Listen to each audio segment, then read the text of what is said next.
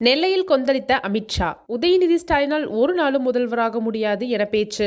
உதயநிதி ஸ்டாலின் ஒரு நாளும் தமிழ்நாட்டின் முதல்வராக முடியாது என மத்திய உள்துறை அமைச்சர் அமித்ஷா தெரிவித்துள்ளார். அவர் கூறுகையில், முதல்வர் ஸ்டாலினின் ஒரே லட்சியம் தனது மகன் உதயநிதியை முதல்வராக மாற்றுவதே. அதற்காக வரவிருக்கும் சட்டமன்ற தேர்தலில் திமுகவை வேரோடு பிடுங்கி எறிய வேண்டும் என்றும் அவர் வலியுறுத்தினார். தமிழ்நாட்டில் சட்டமன்ற தேர்தல் இன்னும் 7 மாதங்கள் மட்டுமே உள்ள நிலையில் அதிமுக பாஜக கூட்டணி அமைக்கப்பட்டுள்ளது. பாஜக இம்முறை தென் மாவட்டங்களில் அதிக கவனம் செலுத்தி வருகிறது. இதன் முன்னணியில் நெல்லையில் நடைபெற்ற பூத் கமிட்டி மாநாட்டில் அமித்ஷா பேசும்போது, 2026 சட்டமன்ற தேர்தலில் தேசிய ஜனநாயக கூட்டணியின் ஆட்சி அமையும் என்று உறுதி செய்தார். அவர் மேலும், பாஜக அதிமுக கூட்டணி வெறும் அரசியல் கூட்டணி அல்ல, இது தமிழக மக்களின் நிலையை மேம்படுத்தும் என்னும் செய்தியையும் தெரிவித்தார். திமுக ஆட்சியில் நடைபெறும் ஊழல் மிகப்பெரியது எனவும், இந்த மாநிலத்தின் மக்களுக்கு மாற்றம் தேவை என்றும் அமித்ஷா வலியுறுத்தினார். மணல் திருட்டு, டாஸ்மாக் ஊழல், போக்குவரத்து துறை ஊழல், இலவச வேட்டி சேலையில் ஊழல், இவை உள்ளிட்ட எண்ணற்ற ஊழல்களில் தமிழக அரசின் சிலர் ஈடுபட்டு வருகிறார்கள்.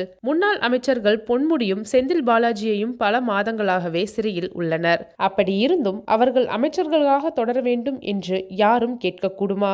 ஸ்டாலின் இதனை 130வது சட்ட திருத்தம் கருப்பு சட்டம் என்று விமர்சித்தார். அவரது விமர்சனத்திற்கு எந்த அருகதையும் இல்லை என்று அமித்ஷா கூறுகிறார். ஏனென்றால், ஸ்டாலின் தனிப்பட்ட முறையிலும் கருப்பு நடவடிக்கைகளில் ஈடுபட்டவர் என்று அவர் தெரிவித்தார். 2026 சட்டமன்ற தேர்தலில் திமுகவை வேரோடு பிடுங்கி எறிந்து தேசிய ஜனநாயக கூட்டணியின் வெற்றியை உறுதிப்படுத்த வேண்டும் என்று அவர் வலியுறுத்தினார். அமித்ஷா பார்வையில், இந்தியாவில் கூட்டணி தலைவர்களுக்கு ஒரே கனவு உள்ளது. சோனியா காந்தி தனது மகன் ராகுல் காந்தியை பிரதமராக மாற்ற விரும்புகிறார். அதேபோல் ஸ்டாலினுக்கு தனது மகன் உதயநிதியை முதல்வராக மாற்றவே கனவு. ஆனால் இந்த கனவுகள் நிறைவேற முடியாது. ஒரு நாளும் உதயநிதி முதல்வராக வர முடியாது என்று அவர் கூறினார். மேலும், நாடாளுமன்ற தேர்தலில் பாஜக கூட்டணி 18% வாக்குகள், அதிமுக கூட்டணி 21% வாக்குகள் பெற்றதாகவும் அமித்ஷா குறிப்பிட்டார். இதன் மூலம் வரும் சட்டசபை தேர்தலில் அதிமுக பாஜக கூட்டணி சுமார் 39% வாக்குகளை எளிதில் பெற்றுவிடும். இந்த வாக்குகளை இணைத்தாலே தேசிய ஜனநாயக கூட்டணியின் ஆட்சி தமிழகத்தில் உருவாகும்.